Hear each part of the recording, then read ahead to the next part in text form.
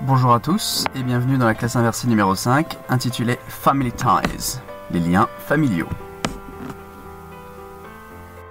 Voici une petite fiche récapitulative. Vous avez mon nom, je m'appelle Pierre van der Steen Modularif, je suis professeur d'anglais et vous pouvez me trouver sur Twitter ou à mon site personnel qui s'affiche en bas de l'écran. Aujourd'hui, Family Ties, Family Bonds, liens familiaux. This is a family.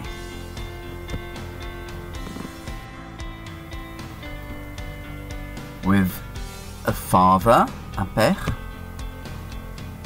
a mother, une mère, a grandfather, un grand-père, a grandmother and a grandfather form the grandparents. A mother and a father form the parents, les parents.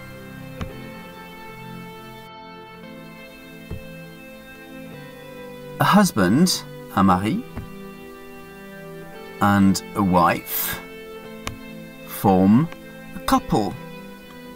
Husband, c'est le mari, wife, c'est la femme, c'est l'épouse. Femme se dit aussi woman, mais ne veut pas dire que c'est une femme mariée, alors que wife implique que la femme est mariée. Then we have on the right a brother, un frère, a sister, une sœur, and they are brother and sister. They are also siblings, ce qu'on appelle la fratrie. On the left we've got the parents, les parents, and on the right we have the children. Notez bien que children, il n'y a pas de S à la fin. Parce que le singulier de children, c'est a child, le pluriel, children, sans S. Si c'était de l'anglais américain, on dirait kids, avec un S. In the middle, we have a father. On the left, his daughter, sa fille. And on the right, his son, son fils. And a mother and her daughter, sa fille, and her son, son fils, and her little baby, son bébé. On the left, we also have a big brother, le grand frère. In the middle, a little brother. And on the right, the little sister. Do not forget the cousins. Les cousins. Un cousin se dit a cousin. Une cousine se dit aussi a cousin. C'est le même mot pour les deux genres. Si toutefois vous rencontrez des difficultés, n'hésitez pas à regarder la première partie que l'on vient de voir. Mais continuons. Petit bilan sur le vocabulaire. Vocabulary. Nous avons différents blocs qui apparaissent. Nous avons à chaque fois le symbole masculin avec la flèche vers le haut ou le symbole féminin avec la flèche vers le bas. Pour les adultes, adults, a husband, le mari, a wife, l'épouse, la femme, the parents, a father, le père, a mother, une mère, children, les enfants, a son, un fils, a daughter, une fille, siblings, la fratrie, a brother, un frère, a sister, une sœur. Relatives, la famille élargie, avec un uncle, un oncle, an aunt, une tante. Cousin, cousins en l'occurrence, a cousin, un masculin ou féminin, un cousin, une cousine, ou alors les cousins. A nephew, un neveu. A niece, une nièce. Nous avons les grands-parents, grandparents, avec a grandfather, le grand-père, a grandmother, la grand-mère. Nous avons les petits-enfants, grandchildren, avec le petit-fils, a grandson, ou alors la petite-fille, a granddaughter.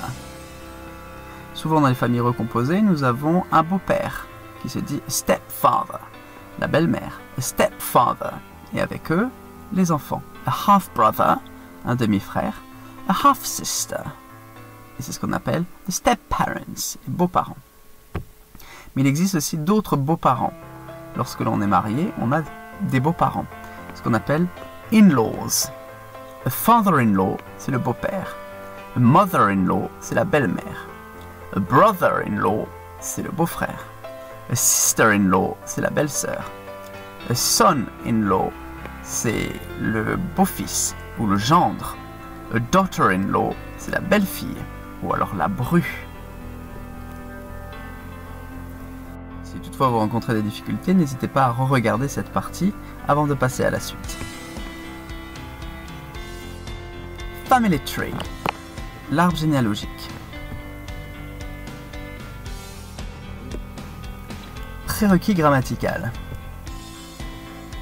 Petit point de grammaire sur le génitif saxon.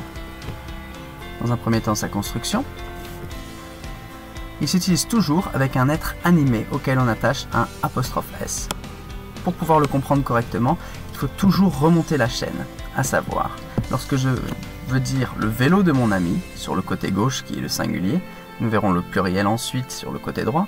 Si je veux dire le vélo de mon ami, l'être animé c'est mon ami. Voilà l'élément qui portera le apostrophe S. Et on terminera par le vélo, c'est-à-dire l'objet qui est possédé. Ce qui donnera my friend's bike. Lorsque je veux dire le téléphone du professeur, l'être animé, la personne qui possède, c'est le professeur. On commencera par le professeur. The teacher, on rajoutera le apostrophe S car c'est lui qui possède. The teachers, et on parlera du téléphone ensuite. The teacher's phone. La chemise de Ted. La personne qui possède, c'est Ted, c'est l'être animé. L'objet qui est possédé, c'est la chemise. Et entre les deux, nous mettrons le apostrophe S, ce qui donne Ted's shirt. Nous avons ensuite, au pluriel, déjà un mot avec un nom commun, par exemple avec un S. Vous voyez bien qu'il suffit de rajouter à l'être animé un apostrophe, pas un apostrophe S puisque le S est déjà présent, ce qui donnera my friends bikes. N'oubliez pas le S au pluriel sur le nom commun et ne pas oublier non plus le S sur les éléments animés, sur les êtres animés, tout comme my parents phones pour les téléphones des parents.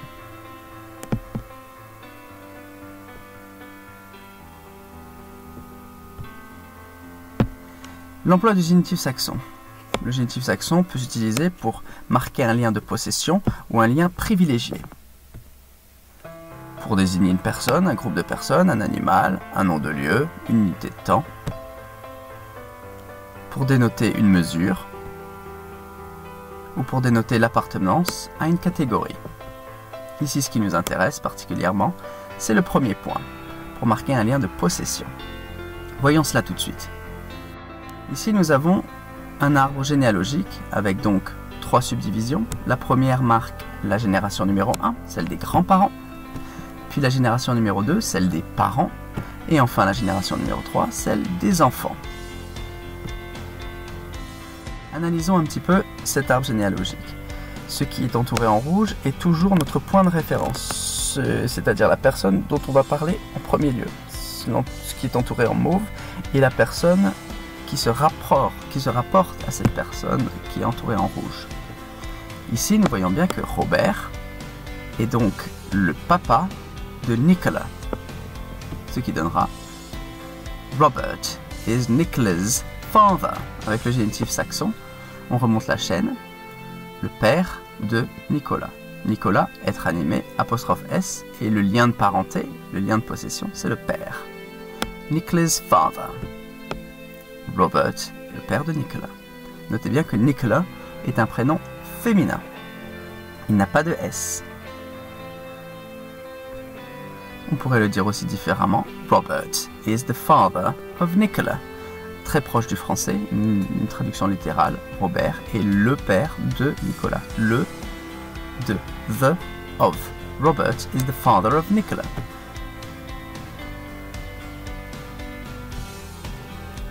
Ici, cette fois-ci, c'est Anna qui est la maman de Nicolas. Anna is Nicola's mother. Encore une fois, avec le génitif saxon, on remonte la chaîne, la mère de Nicolas. L'être animé, c'est Nicolas, auquel on accole le apostrophe S, et ensuite le nom commun, mother. Donc Anna is Nicola's mother, qui se traduira par est la mère de Nicolas. Ou encore, très proche du français, Anna is the mother of Nicola.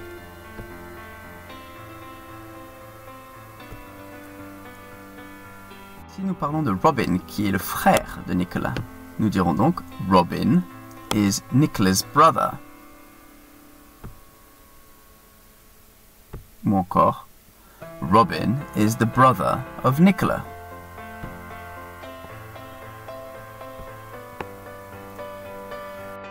Ici, nous parlons de Robin, qui est donc le fils de Robert. Robin is Robert's son. Robin is the son of Robert. Là, nous nous attachons à dire que Nicola est la fille d'Anna. Nicola is Anna's daughter. Nicola is the daughter of Anna. Robert est ici le grand-père d'Amy. Robert is Amy's grandfather. Or you can say Robert is the grandfather of Amy. Anna est la grand-mère de Fred.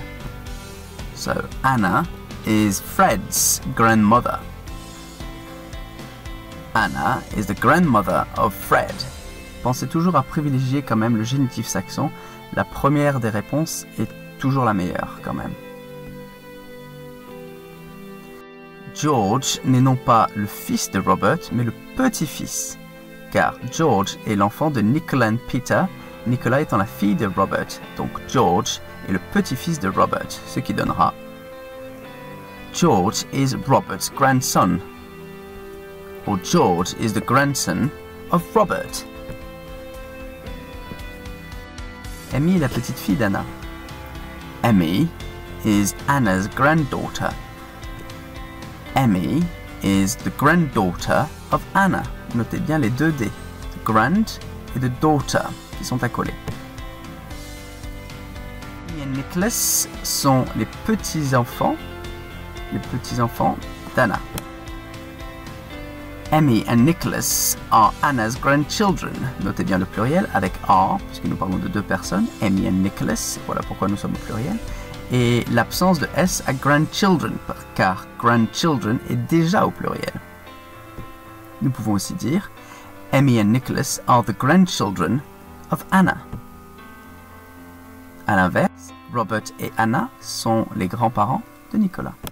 Robert and Anna are Nicholas's grandparents.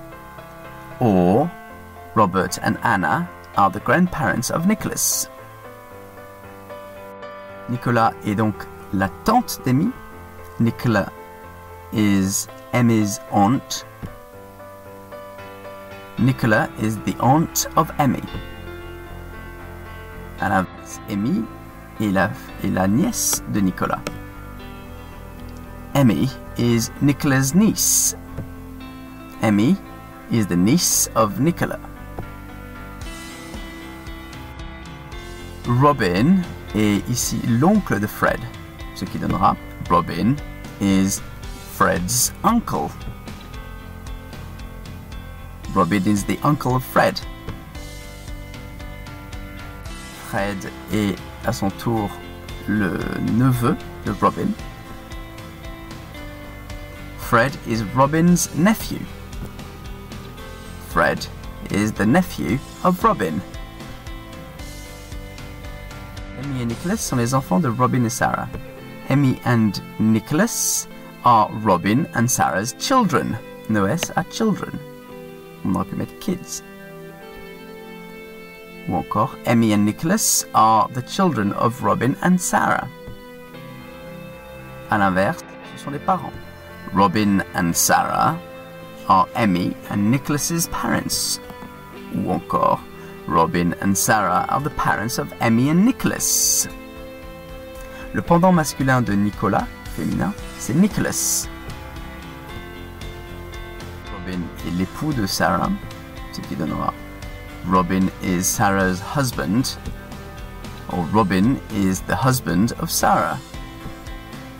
Et à l'inverse, Sarah est l'épouse de Robin, Sarah is Robin's wife, Or Sarah is the wife of Robin. Et enfin, Emmy et Fred sont cousins. Emmy is Fred's cousin. Emmy is the cousin of Fred. Et à l'inverse, Fred is the cousin of Emmy. Or Fred is Emmy's cousin. Si toutefois vous rencontrez une difficulté dans ce que l'on vient de voir, n'hésitez pas à re-regarder à nouveau pour mieux comprendre ce qui a été dispensé. Pour ceux pour qui cela va sans trop de difficulté, passons à la suite. Voilà un exercice à faire à la maison chez vous. Nous avons la famille royale d'Angleterre. Tissez les liens familiaux. Vous allez avoir des cadres qui vont apparaître. Le cadre rouge étant toujours celui sur lequel on se base en premier et le cadre mauve auquel on se rapporte. Donc là, ce qu'il suffit de dire, c'est que la princesse Charlotte est la sœur du prince George. Je vous laisse donc faire cela en anglais. Vous voyez, vous avez dans le coin inférieur droit un nombre indicatif qui vous présente un peu les différentes diapos. Vous savez que vous avez 10 phrases à faire. Ceci est la première. Voilà la deuxième. Prince Charles, Prince William. Zara Phillips, Princess Beatrice. Prince Philip, James, Viscount Severn. Autumn Kelly, Mia Grace Dindal. Prince George, Prince Harry. Mia Grace Dindal and Peter Phillips. Camilla Parker Bowles, Prince William and Prince Harry. Princess Diana, Queen Elizabeth II. Prince Andrew, Prince William and Prince Harry. Donc un remerciement tout spécial à Flipic pour toutes ces images et à Ben Sound pour A New Beginning.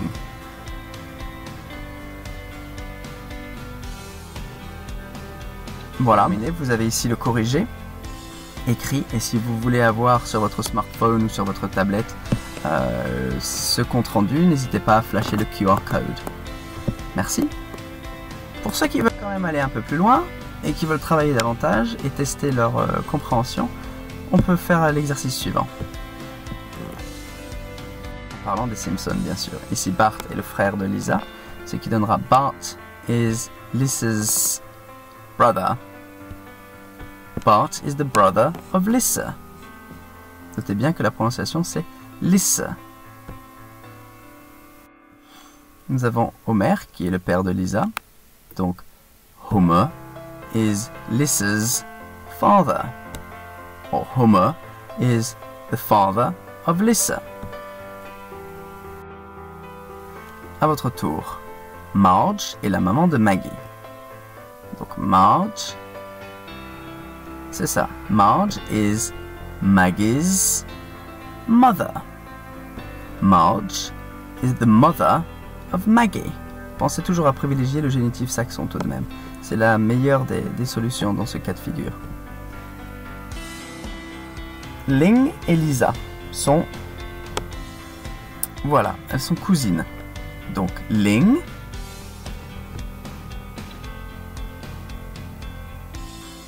is Lisa's cousin, or Ling is the cousin of Lisa. Clancy et Bart. Alors le rapport, voilà, c'est que Clancy est le grand-père de Bart. Donc nous dirons Clancy is Bart's grandfather, pardon. Clancy is the grandfather of Bart. Mona, à son tour, est la grand-mère de Maggie. Donc Mona is Maggie's grandmother. Ou alors Mona is the grandmother of Maggie. Homer et Marge sont mari et femme, husband and wife. Donc Homer is Marge's husband. Homer is the husband of Marge.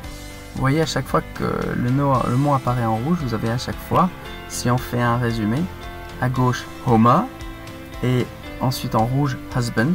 Homer is a husband. Et oui. Voilà pourquoi j'ai mis ces deux couleurs qui sont identiques. Et à l'inverse, Marge is Homer's wife. Et bien sûr, Marge is a wife. Marge is the wife of Homer. Patty et Bart. Patty est, si on regarde bien cet arbre généalogique, est la tante de Bart, ce qui donnera Patty is Bart's aunt. Patty is the aunt of Bart.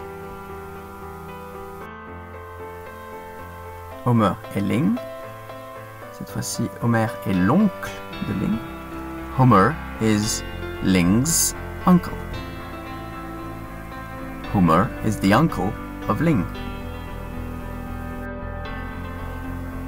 Bart est le neveu de Hub sur cet arbre généalogique, ce qui donnera Bart is Hub's nephew, or Bart is the nephew of Hub. Maggie et Abram. Maggie, c'est la petite fille, donc Maggie is Abram's granddaughter, or Maggie is the granddaughter of Abram. That's all folks. Voilà, merci à tous de nous avoir suivis pour la classe inversée numéro 5 et à bientôt pour la suivante.